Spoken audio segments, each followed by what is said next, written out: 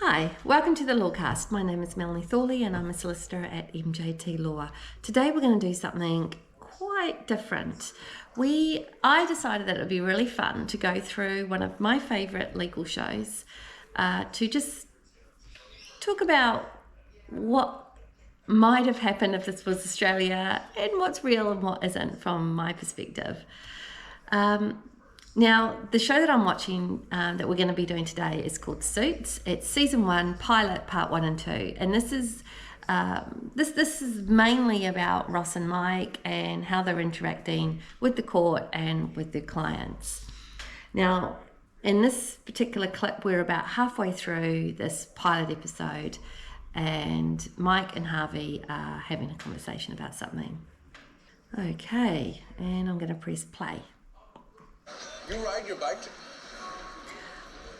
It's locked, okay? Okay, for those on the Lawcast, we've got Harvey and Mike just going into the office. Defense sent over the investigation files as a courtesy. No, they didn't. Nobody does anything as a courtesy. They sent those files because that's where they want you to look. Okay, no one does anything as a courtesy. Look, actually that's true. We act in the best interest of our client, and we're not giving the other side information that we don't need to give, except you don't receive information from the other side and they don't say it's a courtesy. It's either through what we call disclosure, or it's something that they had to have done. It is very rarely that you're receiving documents from the other side that the other side are not expecting you to receive, and they absolutely either had to have given it or it is in their best interest to hand it to you to help their case. Listen, being a lawyer is like being a doctor. You mean how you don't get emotional about the client? No, I mean you keep pressing until it hurts. Then you know where to look. Forget about impeaching the investigation. Keep pressing until it hurts and then you know where to look. Look, I can only assume on this point that they're talking about how to get information from the other side. That doesn't work, not in my experience. What we're trying to achieve here when we have a litigious matter on hand is we're trying to get our client's story out and make it more convincing than the other side's story. So this is not about a fishing expedition. We can only deal with what we call relevant facts. And here they're talking about trying to find other people who may have been in the past involved. And it's not a bad idea generally. It won't lead anywhere. No employee's going to testify against their own CEO. Okay. That's so true. What do you suggest I do? Think. This guy's done this once. He's done it before. And if the people who work for him now won't testify against him, someone who used to work for him might. So they're trying to erode the credibility. I subpoena the personnel records of every woman who's left the firm during this guy's tenure. That's funny. That's exactly what I thought. Then what do you need my help for? I don't know how to fill out a subpoena. I don't know how to fill out a subpoena. Okay. Harvey's a partner. You would never be speaking to Harvey about what you can and can't do. You would suck it up and you would just quietly get on with it without all this malarkey that he's going on about. You just pretend that you know what you're doing and just get on with it. And Harvey's just basically saying that's a you problem, and he jumps in the left. By the way, did you get her to sign the engagement letter? Yeah.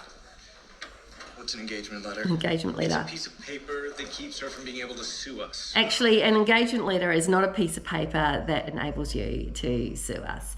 An engagement letter is a cost agreement, essentially, and it's the agreement between the law firm and the client. Here in Queensland, it is unlawful to do work for a client that may cost more than $1,500, including GST, without a cost agreement. So it's not a thing that stops you from suing you. It's a thing that outlines the scope of the works, that enables the parties to understand exactly what that lawyer is going to be doing for the client. And yeah, look, broadly speaking, it does help law firms from being sued by their clients, but only insofar as they work within the scope of works. But there are lots of promises in these cost agreements about updates and so on and so forth. So it's not strictly true that it is a piece of paper that stops them from being able to sue us. Okay, I'm just going to fast forward to a moment where Harvey and Ross are actually in court, and they're about to talk to the judge. Well, Harvey is. Your Honor, this case should be thrown out. Other than her story, the plaintiff doesn't have one piece of evidence. At this point, both parties are standing up and they're facing the judge. In Queensland, that would absolutely, well, not never happen, but it is not court protocol to do that. What actually happens in court, and it's this really interesting thing where you only talk when the judge is asking you questions, and you stand when you talk. The moment you stop talking, you're sitting down. If the judge wants to speak to you again, you stand up and you continue your conversation. In this particular scene, they are both talking essentially at once, trying to finish their sentences. The evidence lies within their personnel files, which they're conveniently refusing to hand over. Those files contain sensitive information. He's fishing at the expense of our employees' right to privacy. Please. We don't give a rat's ass about his employees' right to privacy. Just swore in court. Okay. Apart from the fact they're both standing up, apart from the fact they're actually just talking over each other, I've never heard anybody swear while standing in front of the judge in court. Look, that might happen from people who are not represented by lawyers and perhaps a family environment, court environment. But we're talking about a civil case here. Okay, look, it's quite, there are some things I could point out here. Both of them have their jackets done up. They're standing up, their jacket is done up. When they sit down, they'll undo the button on their jacket. Also, one other really interesting thing here is the clock actually says 12:30. It is quite unusual for the court to be sitting at around 12:30, so I'm kind of interested as to why the judge is not having his lunch, but we're just going to continue and see how he goes. Sorry, that's actually unfair to rat's asses. Your Honor, Mr. Speck. The judge just smiled there, and those of you who are listening instead of talking, you would probably very rarely get any real emotional reaction from the judge. Just claim that we don't care about our employees, though belittling doesn't carry any weight as a rule of law. True, but what does carry weight is that an investigation of sexual harassment must be conducted without any duress. Your point? The investigator and every person being interviewed. I'm not really sure what they're trying to achieve here, but it's very rare for the judge to be engaging in banter with the lawyers while they're standing there. It is incredibly unusual for judges to be asking anything other than the things that they need to know. Reviewed answers to the CEO they're investigating. That is the definition of duress. It isn't the definition of duress. Accused you of sexual harassment. Oh, and now Harvey is walking around. Okay, so what's happening here is they seem to have moved out from behind where they're meant to be sitting, and in Queensland and in most places in Australia that I know of, one stands and one stands still. One is not coming out from behind the table in order to get closer to the judge. That would be absolutely a no-no. And now Harvey is having a bit of a wander around while he is in front of the tables. Now, how likely would it be that this investigation yielded any fruit? You honestly think I would harass Herman? Well, I don't. Okay, so I'm going to stop it there because, in fact, the judge is now engaging in some hypothetical about Herman, his bailiff. Completely silly, obviously. the judge would only be talking about matters that were relevant to the court. You wouldn't be standing there with your hands.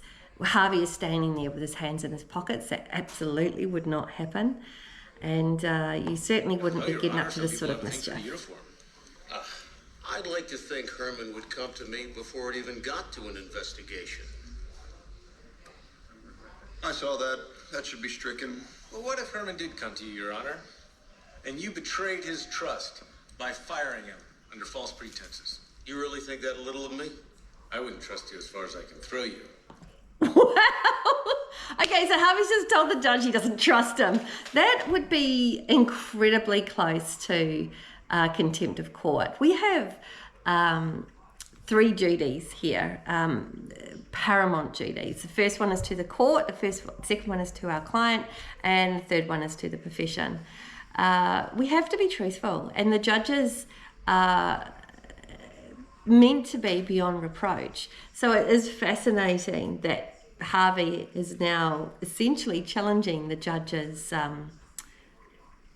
honesty, which is, well, let's just say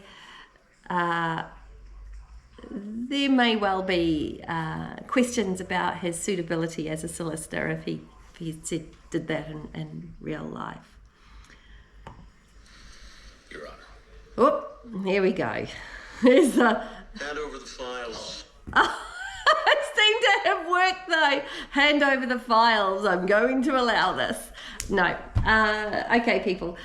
I really like Suits. This is episode 1. The pilot, sorry, it's a pilot part 1 and 2 of season 1.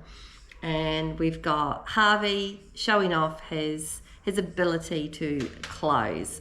And it's completely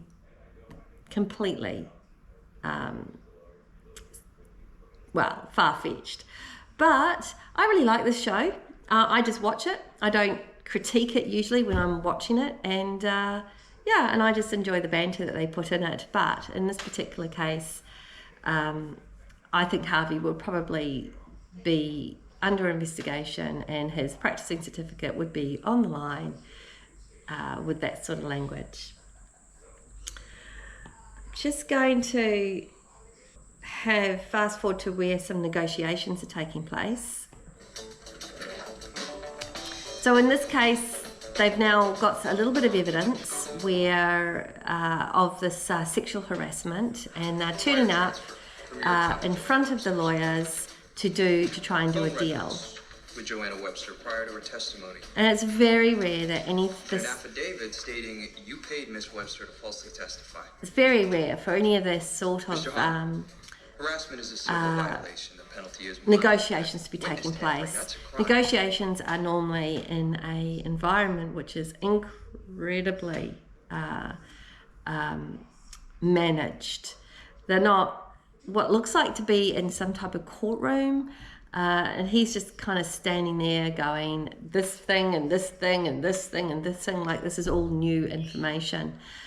Pretty much by the time you get to the point where you're ready for trial, all the information has been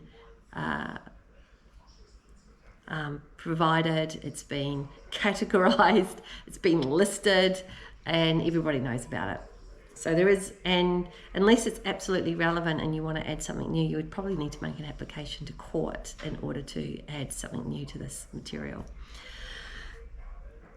Right, well, I think that ends my critique of Suits episode 1, or pilot, parts 1 and 2 of season 1.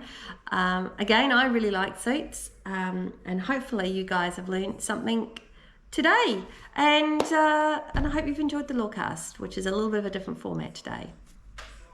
Thank you for watching.